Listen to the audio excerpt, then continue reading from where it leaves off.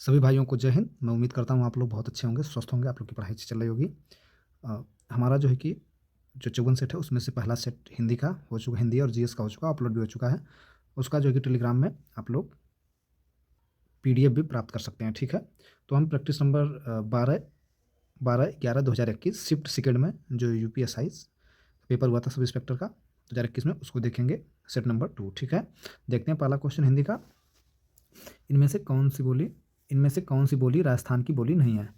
मारवाड़ी, दूसरा मालवी, तीसरा मेवाती, चौथा बुंदेली। तो बुंदेली जो है कहाँ की है? बुंदेलखंड की, यानी विकल्प 4 इसका कौन सी बोली नहीं है? चौथा बुंदेली नहीं है, ठीक है। हम देख लेते हैं राजस्थान की बोली में क्या क्या आएगा। राजस्थान की बोलियाँ जो 6 बोलियाँ हैं, मारवाड़ी आ जाएगा, मेवाती आ जाएगा, ठीक, मालवी आ जाएगा, निमाड़ी आ जाएगा, अहिरवाटी आ जाएगा, ठीक। पूर्व हिंदी की 3 बोलियाँ देख लेते हैं। अवधी, पूर्वी हिंदी मतलब पूर्व की तरफ की जो 3 बोलियाँ उनको देख लेते हैं। अवधी, बघेली, छत्तीसगढ़ी, ठीक है। बुंदेली के बारे में समझ लेते हैं थोड़ा सा। बुंदेली बोली बुंदेलखंड में बोली जाती है, ठीक है। क्वेश्चन नंबर 2 देखते हैं। 2 क्या है? प्रेमचंद के अपूर्ण उपन्यास का नाम क्या था? ये रंगभूमि, दूसरा सेवा सदन, तीसरा गबन, चौथा मंगलसूत्र। तो रंगभूमि भी उन्हीं का है, सेवा सदन भी उन्हीं का, गबन भी क्या है, ठीक है। तो इसका विकल्प भी 4 से हो जाएगा। प्रेमचंद का जो अपूर्व उपन्यास था उसका क्या नाम? मंगलसूत्र। मंगलसूत्र को एक लेखिका थी अमृत राय, उनके द्वारा जो है कि इसको पूरा किया गया, ठीक है। अब मंगलसूत्र को बाद में, ठीक। तो हमारा विकल्प 2 का क्वेश्चन नंबर, विकल्प 2 का ऑप्शन नंबर 4 से हो जाएगा क्या? मंगलसूत्र, ठीक है। देखते हैं सर्वनाम का भेद इनमें से कौन सा नहीं है? ऑप्शन ए देखते हैं गुणवाचक, दूसरा देखते हैं प्रश्नवाचक, तीसरा संबंधवाचक, चौथा निजवाचक। तो जो सर्वनाम का भेद नहीं है हमारा विकल्प ए से हो गया। गुणवाचक जो है वो सर्वनाम का भेद नहीं है, ठीक। सर्वनाम थोड़ा सा प्रकार देख लेते हैं। पुरुषवाचक सर्वनाम, निश्चयवाचक सर्वनाम, अनिश्चयवाचक सर्वनाम, प्रश्नवाचक सर्वनाम, संबंधवाचक सर्वनाम, निजवाचक सर्वनाम, ठीक है। क्वेश्चन नंबर 4 देखते हैं। निम्नलिखित में कौन सा तत्सम शब्द है? अस्थाई, अस्थाई, केवड़ा, केतकी, चौथा करेला। तो क्वेश्चन नंबर 4 का हमारा विकल्प 3 से जो है केतकी। केतकी, केतकी तत्सम शब्द है, ठीक है। केतकी है कौन सा तत्सम शब्द? केतकी तत्सम शब्द, ठीक है। केवड़ा का तत्सम, केवड़ा का तत्सम हम देखते हैं केविका हो जाएगा, ठीक। अस्थाई का, अस्थाई का तत्सम अस्थाई हो जाएगा, ये वाला अस्थाई रहेगा, लिख देते हैं स्थाई। स्थाई का तत्सम हमारा अस्थाई हो जाएगा, ठीक है। स्थाई का तत्सम अस्थाई हो जाएगा। करेला का देख लेते हैं। करेला का तत्सम हमारा क्या होगा? करेला का तत्सम होगा कारू वेल, ठीक है। क्वेश्चन देखते हैं। तो हमारा निम्नलिखित में कौन सा तत्सम शब्द है? केतकी जो है कि तत्सम शब्द, ठीक है। अब हम देखते हैं क्वेश्चन नंबर 5। रानी केतकी की कहानी किसकी प्रसिद्ध कहानी है? Option A Insha Allah Khan, option B दूसरा लल्लू लाल, 3 माधव सप्रे, 4 सदा सुखलाल। 5 का विकल्प हमारा ए से हो जाएगा ईसाला खां, ठीक है। रानी केतकी इनकी रचना है, ठीक। रानी केतकी की कहानी की रचना, ठीक। लल्लू लाल का क्या है? प्रेम सागर है, प्रेम सागर। और माधव सन्ने का क्या है? माधव सप्रे इनको पढ़ते हैं एक टोकरी भर मिट्टी, एक टोकरी भर मिट्टी, ठीक, इनका हो गया। और इनका हो जाएगा सदा सुखलाल का हो जाएगा क्या? सदा सुखलाल का सुख सागर, ठीक है। ये इनकी रचनाएं हैं, ठीक। ये इनकी क्या है? रचनाएं हैं। क्वेश्चन नंबर हम 6 देखते हैं। क्या हमारा 6 में है? निम्नलिखित तथा संयुक्त वाक्यों में विरोध का भाव प्रकट करने के लिए किस विराम चिन्ह का प्रयोग किया जाता है? तो अर्धविराम हो जाएगा इसका, विकल्प 4 से हो जाएगा अर्धविराम। कोष्टक का जानते हैं आप लोग, ऐसे होता है। योजक चिन्ह दिन और रात, दिन रात, ठीक। तो ये योजक चिन्ह का प्रयोग यहाँ किया जाता है। उपविराम में, उपविराम में 2 ऐसे बिंदु रहती है। और आपका अर्धविराम जो है ये वाला अर्धविराम होता है, ठीक। तो मिश्रित तथा संयुक्त वाक्यों को विरोध का भाव प्रकट करने के लिए किस विराम चिन्ह का प्रयोग किया जाता है? विकल्प इसका 4 है, अर्धविराम का। क्वेश्चन नंबर 7 देखते हैं। 7 में क्या है? किस पत्रिका का संपादक भरतेंदु हरिश्चंद्र ने किया था, ठीक है। तो भरतेंदु हरिश्चंद्र ने बाल बोधनी का भी किए हैं, कवि सुधा बच्चन का भी किए हैं, हरिश्चंद्र मैगनीज का किए हैं। तो भरतेंदु ने किसका नहीं किया था? तो भरतेंदु किस पत्रिका का संपादक भरतेंदु ने किया था? तो भरतेंदु नामक जो पत्रिका थी उसका संपादन इन्होंने नहीं किया था, ठीक है। इसका संपादन जो है कि कौन किए थे? लिख देते हैं राधा चरण, ठीक है। राधा चरण गोस्वामी किए थे, राधाचरण गोस्वामी किए थे। तो हमारा विकल्प जो है कि भरतेंदु ने किसका नहीं किया था? तो इसका विकल्प 4 से हो जाएगा, इसका नहीं किए थे। और बाल बोधनी, कविवचन सुधा, हरिश्चंद्र मैगनीज, इन तीनों का किए थे। तो किस पत्रिका का संपादक भरतेंदु ने नहीं किया था? तो भरतेंदु जो पत्रिका थी उसका नहीं किए थे, उसका कौन किए थे? राधाचरण गोस्वामी किए थे, ठीक है। क्वेश्चन नंबर 8 देखते हैं। निम्नलिखित में से कौन सा शब्द सदैव एकवचन में प्रयुक्त होता है? पहला सहायता, दूसरा पुस्तक, तीसरा लड़का, चौथा पौधा। तो सदैव एक वचन रहने वाले शब्द सहायता होंगे, विकल्प इसका ए से हो जाएगा। और हम देख लेते हैं सहायता के साथ साथ क्या क्या है।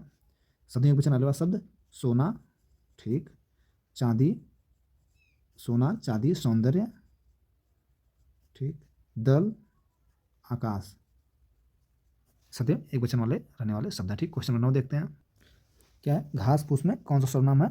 विकल्प ए देखते हैं। पहला अव्ययभावी भाव समास, अव्ययी भाव समास, द्वंद्व समास, द्विगु समास, बहुब्रीहि समास। तो घास फूस में हमारा जो है द्वंद्व समास है, ठीक है। क्वेश्चन नंबर 9 का दो से जगह द्वंद्व समास, ठीक। और अव्ययभावी भाव समास जो है कि यथाशक्ति में होगा, चौराहा में द्विगु समास होगा, बहुब्रीहि समास चंद्रशेखर में, ठीक है। क्वेश्चन नंबर 10 देखते हैं। शिक्षक संज्ञा का कौन सा प्रकार है? समूहवाचक संज्ञा, जातिवाचक संज्ञा, व्यक्तिवाचक संज्ञा, भाववाचक संज्ञा। तो इसका हो जाएगा शिक्षक जो जातिवाचक संज्ञा है। समूहवाचक में आ जाएगा आपका ढेर, ठीक, समूह झुंड आ जाएगा। जात में आ जाएगा शिक्षक, कार, लड़का। व्यक्तिवाचक में क्या आएगा? भगत सिंह आ जाएंगे, भगत सिंह, भारत, दिल्ली। भाववाचक में बुढ़ापा, गर्मी, मिठास, थकान, ठीक। क्वेश्चन नंबर 11 देखते हैं। राम किताब पढ़ता है, इस वाक्य में वाच्य का कौन सा प्रकार है? कर्मवाच्य, भाववाच्य, कृतवाच्य, इनमें से कोई नहीं। तो राम किताब पढ़ता है, इसमें क्या हो जाएगा? 11 का राम किताब पढ़ता है कृतवाच्य हो जाएगा, ठीक है। वाच्य कितने भेद होते हैं? 3 होते हैं, कर्मवाच्य, भाववाच्य, कृतवाच्य, ठीक है। तो कृतवाच्य का देख लेते हैं, क्योंकि कृतवाच्य जिसमें कर्ता प्रधान हो और क्रिया का संबंध कर्ता से हो, जैसे राम, तो इसमें कर्ता हो गया, किताब पढ़ता है क्रिया हो गई, ठीक। तो राम किताब पढ़ता है क्या हो जाएगा? कृतवाच्य हो जाएगा। क्वेश्चन नंबर 12 देखते हैं। गुलेरी जी द्वारा संपादित, इनका गुलेरी जी का नाम एक और था, क्या नाम है? चंद्रधर शर्मा गुलेरी, ठीक है, ये वही है, चंद्रधर शर्मा गुलेरी हैं। दिया है गुलेरी जी द्वारा संपादित पत्र कौन सा था? Option A Bharat Mitra, B Nagari Nirad, तीसरा माधुरी, चौथा समालोचक। तो विकल्प 12 का 4 से हो जाएगा क्या? समालोचक, ठीक है। गुलेरी द्वारा संपादित पत्र कौन सा था? समालोचक, ठीक है। क्वेश्चन नंबर 13 देखते हैं। निम्नलिखित में से कौन सा शब्द खर का पर्यायवाची है? तो खर का पर्यायवाची जो होता है गधा होता है, ठीक है। 13 का विकल्प से हो जाएगा क्या? गधा। गधा का और हम देख लेते हैं, खर हो जाएगा, गंधर्व हो जाएगा, खोता दूसरा हो जाएगा। रावण का पर्यायवाची देख लेते हैं, दशानन हो जाएगा, दशकंधर हो जाएगा, लंकेश हो जाएगा, ठीक है। कुंठित का देखते हैं, खिन्न हो जाएगा, हताशा हो जाएगा, भोथरा हो जाएगा, ठीक। मूर्ख का देखते हैं, नादान हो जाएगा, मूढ़ हो जाएगा, अन्न हो जाएगा, ठीक है। क्वेश्चन नंबर 14 देखते हैं। निम्नलिखित में से कौन सा अर्थ का विलोम है? अर्थ है, अर्थ है, अंत है, चौथा इति है। तो इसका हो जाएगा 4 का इति होगा। अर्थ का विलोम क्या होगा? इति होगा, अर्थ का, ठीक है। 15 देखते हैं। वात्सल्य रस का सम्राट किस कवि कहा जाता है? वात्सल्य रस एकदम बहुत कृष्ण की भक्ति जो है कि मतलब लीन थे, वो कृष्ण भक्ति काली कवि भी कहे जाते हैं।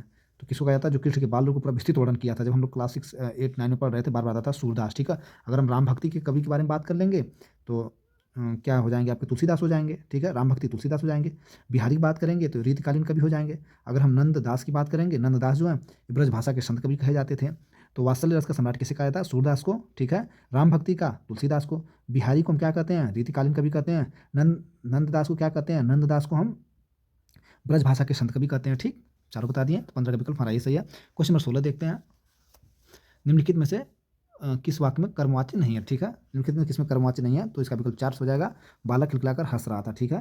कर्मवाच्य में कर्म प्रधान है और क्रिया का सीधा संबंध कर्म से है, जैसे बालक खिलखिलाकर हंस रहा था, ठीक है। क्या दिया है? कर्मवाच्य नहीं है, ठीक। निम्नलिखित में से किस वाक्य में कर्मवाच्य नहीं है? तो विकल्प 4 हो जाएगा। बालक खिलखिलाकर हंस रहा था, इसमें जो है कि कर्मवाच्य पढ़ लेते हैं। कर्मवाच्य में कर्म प्रधान है और क्रिया का सीधा संबंध कर्म से है, जैसे बालक खिलखिलाकर हंस रहा था, ठीक। क्वेश्चन नंबर 17 देखते हैं। दोपहर की बात का समय इस वाक्यांश के लिए उपयुक्त शब्द। दोपहर की बात का जो दोपहर की बात अपराह्न बोलते हैं, ठीक है। दोपहर से पहले समय पूर्वाह्न बोलते हैं और दोपहर के समय क्या बोला जाता है? उसको शायद मध्याह्न बोलते हैं, ठीक है। क्या दिया था? दोपहर की बात का समय इस वाक्यांश के लिए उपयुक्त शब्द क्या होगा? तो इसका हो जाएगा आपका अपराह्न, ठीक है। दोपहर से पहले का पूर्वाह्न और दोपहर के समय को मध्याह्न बोलते हैं, ठीक। क्वेश्चन नंबर हम देखते हैं 18 में क्या है? कबीर की उलट बासियों में कौन सा रस प्रमुख है? विभत्स रस है, दूसरा अद्भुत रस है, तीसरा करुण रस है, चौथा शांत रस है। तो 18 का विकल्प हमारा 2 से हो जाएगा अद्भुत रस है। कैसे बताते हैं आपको? उलट बासियों का जो कि अद्भुत रस में प्रमुख होता है कबीरदास की उलट बासियों में। जैसे हम 2 से पढ़ना, पानी बिच मीन पियासी, मोहि सुनी सुनी आवत हंसी, ठीक है। पानी बरसे, बरसे कमल भीगे पानी, ठीक है। क्वेश्चन नंबर हम देखते हैं 19। कमल मोती पानी में उत्पन्न होने वाले, ये किस क्या है? कमल मोती पानी में उत्पन्न होने वाले किस शब्द के अनकार्थी शब्द है? 19 का इंद्रधनुष के, जलज के, चौथा पयोधर के। तो 19 का विकल्प हमारा 3 हो जाएगा जलज के, ठीक है। जलज के ये सब क्या है? अनकार्थी शब्द हैं, ठीक। क्वेश्चन नंबर हम देखते हैं 20। हिंदी साहित्य का आदिकाल के लेखक कौन है? आदिकाल के लेखक हो जाएंगे इसके हजारी प्रसाद द्विवेदी, ठीक है। विकल्प 2 हमारा सही है। हिंदी साहित्य का आदिकाल के लेखक आचार्य हजारी प्रसाद द्विवेदी हैं। ठीक है, क्वेश्चन नंबर हम देखते हैं 21।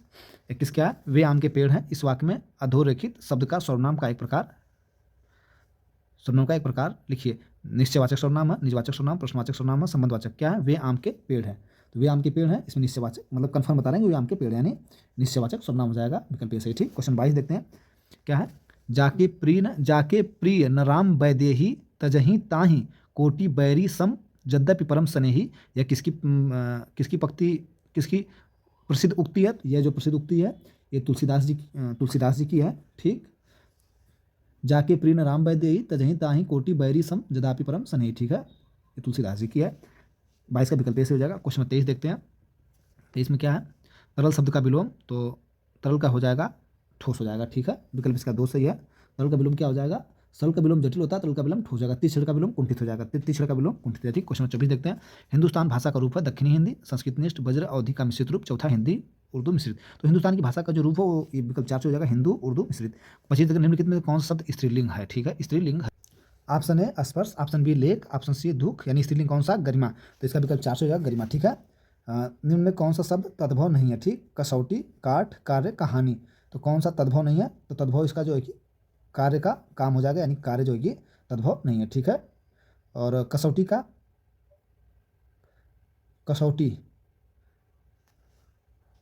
तत्सम जो है क्या है? कार्य, तद्भव क्या हो जाएगा? काम हो जाएगा। ठीक, अब ये जो आपका काष्ठ लिखा है काठ है, ये तद्भव हो जाएगा। काठ जो है तद्भव हो जाएगा, तत्सम इसका काष्ठ हो जाएगा।